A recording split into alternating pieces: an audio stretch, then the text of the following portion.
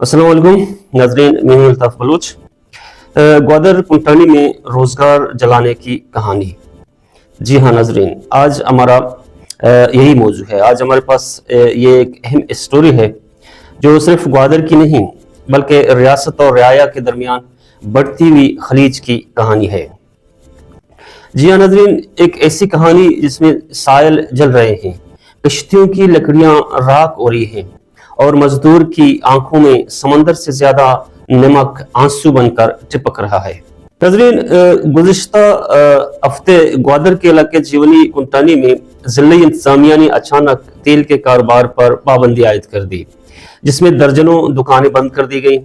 Depot, कश्तियां, मोटरसाइकिलें, जाल, सब कुछ नजर आतिश कर दी गई और हजारों लोग जो पहले ही पसमानदगी के साहिल पर उम्मीद की मछलियां पकड़ रहे थे, अब बेरोजगारी के समंदर में डूब गए हैं।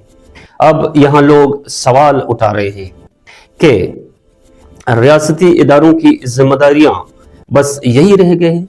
लोग सवाल उठा रहे हैं कि रियासत सिर्फ एक इमारत, एक झंडा या एक नारा बन चुका है।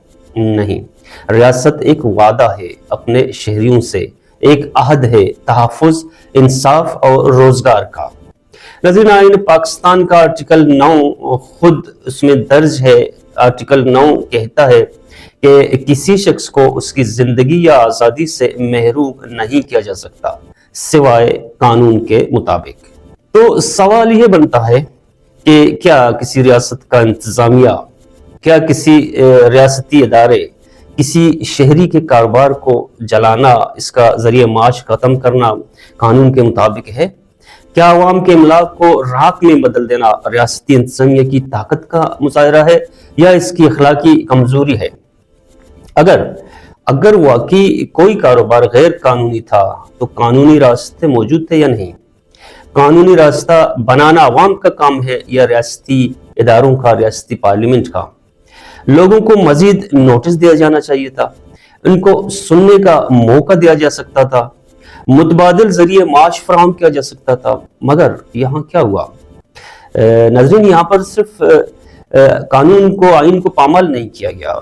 दुकानें बंद, कश्तियां जला दी गई, साइकिलों, गाड़ियों को खाकस्तर और इंसानों के ख्वाब भी राख बन गए हैं। सवाल ये नहीं कि इंतजामिया की कार्रवाई कानूनी थी या नहीं, सवाल ये है कि क्या ये इंसानी रवैया थी? क्या इंतजामिया अपने शहरियों के साथ ऐसे पेश आती है? क्या दुनिया में कोई ऐसी मिसाल नज़ीर मिलती है हमें, जैसे कोई आका अपने गुलामों के साथ करता है? लोग कहते हैं कि रियासत माँ होती है। रियासत अगर माँ है तो फिर अपने बच्चों के हाथों से निवाला क्यों छीन रही है? यहाँ के अवाम हमेशा फरियाद करते आ रहे हैं, वो ये कहते आ रहे हैं कि हम एक ऐसे खत्ते में रहते हैं, हम एक ऐसे इलाके में जी रहे हैं कि हमारे पास न सनत है, न मुतबादिल रोजगार। अगर ये जरिया भी छीन लिया गया तो हम क्या खाएंगे, हम कहाँ जाएंगे, हमारे बच्चों का मुस्तकबिल क्या होगा? लोग यही सवाल उठा रहे हैं और यही फरियाद कर रहे हैं। नज़रीन, ये सिर्फ एक फरियाद नहीं, ये एक सवाल है जो तख्त से जमीन तक गूंज रहा है कि जिस मुल्क के वजीर कहते हैं कि बलूचिस्तान की अवाम, बलूचिस्तान की शाहराहें, बलूचिस्तान तरक्की की राह पर गामजन है, क्या वो इन जलती हुई दुकानों के धुएं में वो राह देख सकते हैं? क्या वो इन मछेरे के हाथों पर लगी राख को तरक्की का रंग कह सकते हैं? जहां अरबों रुपए के मंसूबे हैं, वहां आम इंसान के लिए नान शबीना मुश्किल क्यों होता जा रहा है?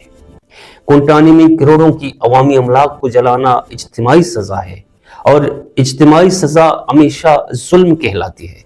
ये वही कानून है जो कहता है गरीब की झोंपड़ी गिर जाए तो फाइल बनती है और अमीर का महल गैर कानूनी हो तो रेगुलराइजेशन का नोटिस आता है। नाज़रीन, इंसाफ में तजाद को देखिए।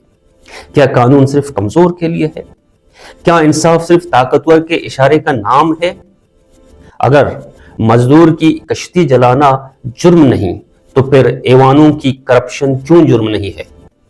अगर तेल के डिपो गैर कानूनी है तो फिर वो दफ्तर, वो मुआहदे, वो कमीशन क्यों कानूनी है जिनके जरिए हम इस सरजमीन से मादनियात निकाल कर बेचते हैं? اگر یہ قانون واقعی قانون ہے تو پھر اسے سب پر یکساں لاگو کیوں نہیں کیا جاتا؟ تو یہی وہ تضاد ہے جس نے عوام کا یقین چھین لیا ہے۔ جو قانون مزدور پر لاگو ہوتا ہے وہ اشرافیہ کے دروازے پر جا کر خاموش ہو جاتا ہے۔ ناظرین، کلٹانی میں کشتیوں کو جلایا گیا، گاڑیوں کو، سائیکلوں کو، ڈپیوں کو جلایا گیا کہ یہ غیر قانونی ہے، لیکن اسی سمندر میں روزانہ سینکڑوں ٹرالرز مچھلیوں کی نسل کشی کر رہے ہیں۔ کیا وہاں قانون سو رہی ہے؟ کیا وہ لوگ قانون سے بالاتر ہیں؟ یہی تو مسئلہ ہے۔ اصل بات یہی ہے کہ قانون دیکھتا ہے مگر اندھا بنتا ہے، سنتا ہے مگر بہرا ہو جاتا ہے، اور بولتا ہے مگر صرف کمزور پر۔ یہ کیسا نظام ہے جو اپنے شہری کو روزگار دینے کے بجائے اس کے روزگار کا ذریعہ جلانے میں مصروف ہے؟ یہ کیسی ترقی ہے جہاں چمکتی سڑکوں کے نیچے بھوک کی بنیاد رکھی جا رہی ہے؟ ناظرین، سنجیدگی کا وقت اب آ گیا ہے۔ وقت آ گیا ہے کہ ریاست اور عوام کے تعلق کو دوبارہ سمجھا جائے۔ حکومت کو چاہیے کہ کلٹانی کے متاثرین کے ساتھ تحقیقات اور مذاکرات کا فوری طور پر آغاز کرے۔ جتنے لوگوں کو نقصانات ہوئے ہیں ان نقصانات کے ازالے کے لیے انہیں معاوضہ فنڈ قائم کریں۔ ان کے لیے بارڈر ٹریڈ کے لیے شفاف نظام وضع کریں جس میں مافیا کو کم اور عام عوام کو، عام غریب کو زیادہ فائدہ ہو۔ مقامی مزدوروں کو روزگار کے متبادل ذرائع فراہم کیے جائیں۔ ناظرین، گوادر صرف ایک بندرگاہ نہیں، بقول اشرافیہ کے، بقول اس ملک کے کرتا دھرتاؤں کے، یہ پاکستان کے خوابوں کا دروازہ ہے۔ مگر افسوس کے ساتھ کہنا پڑتا ہے کہ اس دروازے کے سامنے آج مایوسی، بھوک، مسخ شدہ امیدیں بیٹھی ہیں۔ نہ کشتی باقی، نہ جال، نہ امید۔ یہ وہ وقت ہے جب ہمیں سوچنا ہوگا کہ کیا ہم ترقی کے نام پر اپنی روح کو جلا رہے ہیں؟